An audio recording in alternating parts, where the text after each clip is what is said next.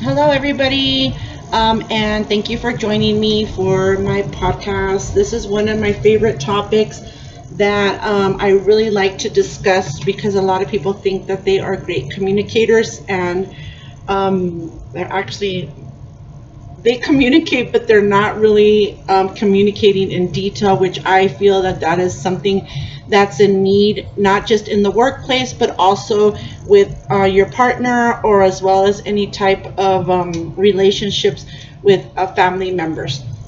Just a little background. My name is Lori. I am the owner of deepwithin.com.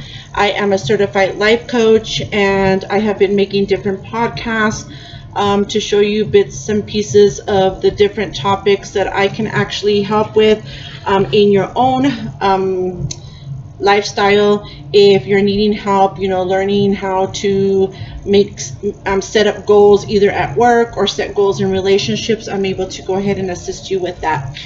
But let's go ahead and think about communication. Many actually think that they communicate really, really well, but I have noticed that many just need a little bit, a tad bit of help to actually communicate. So we're going to talk a little bit about what is communication, give you some examples of how to communicate, especially in the workplace. But like I said, it could actually be used in any type of situation where you are, from the grocery store to when you're talking one on one to a significant other. Communication is really important because good communication really actually deepens and enriches relationships. These relationships can actually grow when you have great communication.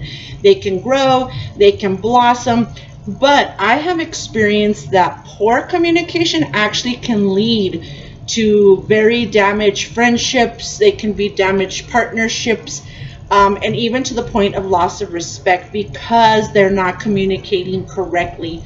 Some tips that have helped me is number one is letting go of the blame.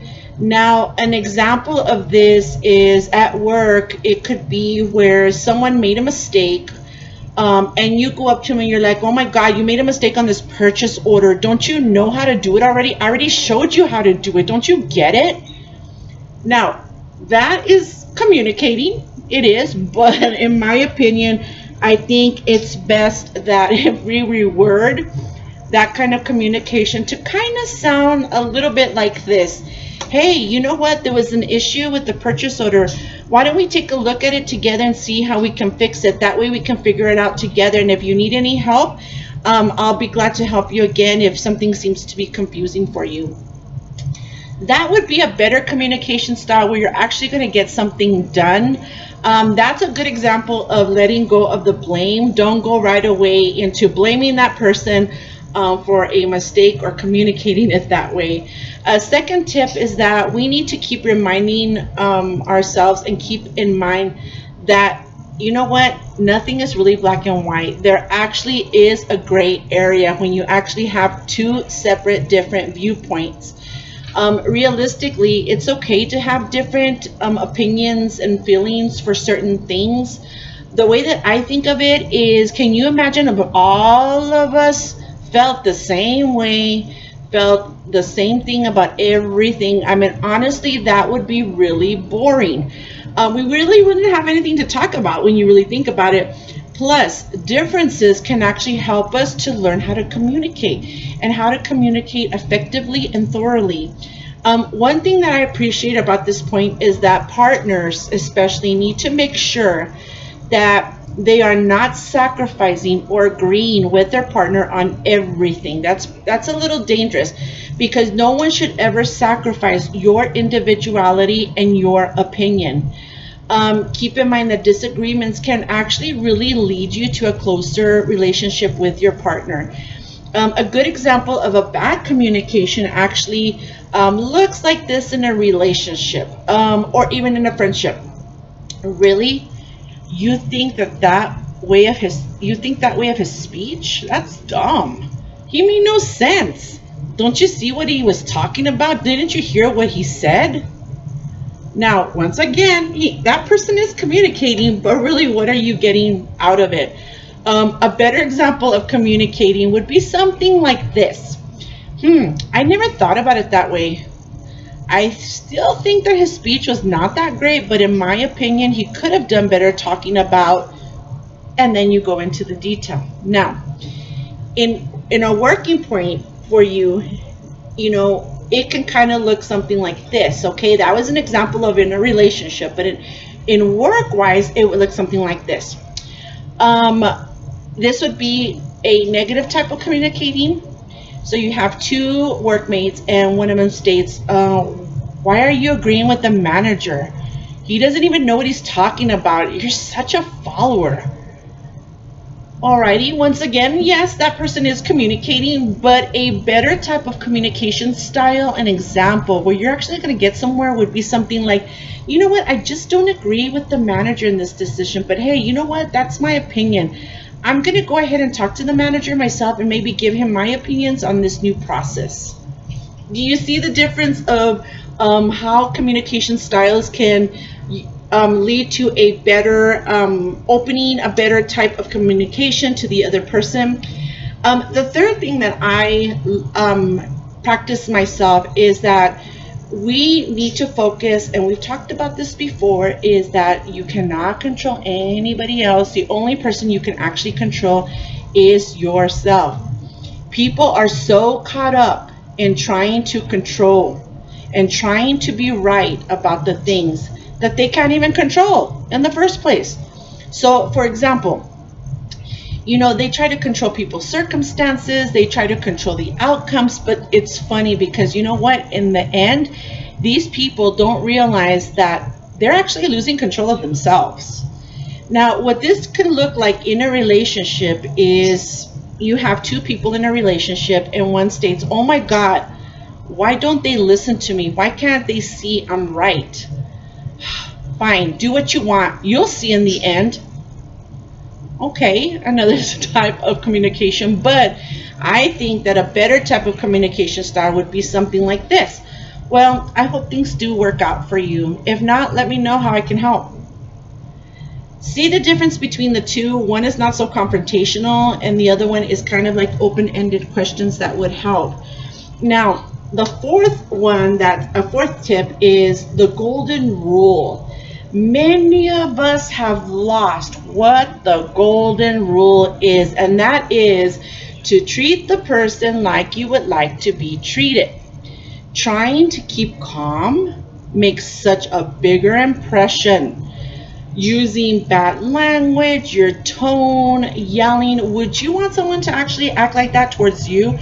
If you do, great. Then that gives the other person the opportunity to make sure that they treat you like that. But if you do want to be treated with respect, then you know what? You need to give respect. Some other great points is that always ask if it's okay to talk about something or to talk about a certain situation maybe is bothering you, rather than demanding it. This kind of gentle approach actually goes a long way. Try to, of course, avoid sarcasm. This can totally lead to defensiveness. And I think that honestly, the last one is really clearly communicating your wants and your needs. Please recognize others that they are not mind readers, guys. A good example of communication when I mean this is that let's say you're with your significant other and you're sitting on the sofa and your partner says, when you get home, call me. Now, this can be seen in many ways. Is your partner communicating? Yes, but it's not really communicating the whole situation. This can be seen by your partner as, oh, okay, well, you want me gone then? Oh, so you want me to leave? But actually, I think a better communication would be something like this. You know what? When you actually head home, sweetheart, not that I want you to leave, but make sure you give me a call to make sure you get home okay. Adding more details to the communication makes a huge difference. Now, we also need to make sure that when we're communicating, presenting, talking to others, it's okay to take those deep breaths. Okay?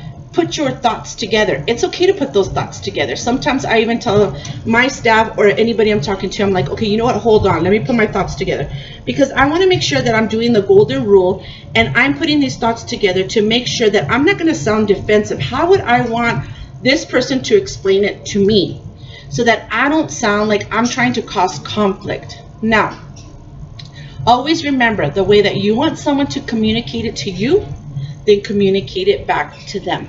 Okay, make sure that you're careful physically not to show that you're actually wanting conflict, with the other person, meaning body language has so much to do it. And I think I'm going to do a podcast on body language. For instance, make sure that your arms are uncrossed, because that actually could feel like you're causing, that you want to cause conflict. Make sure that you face the person.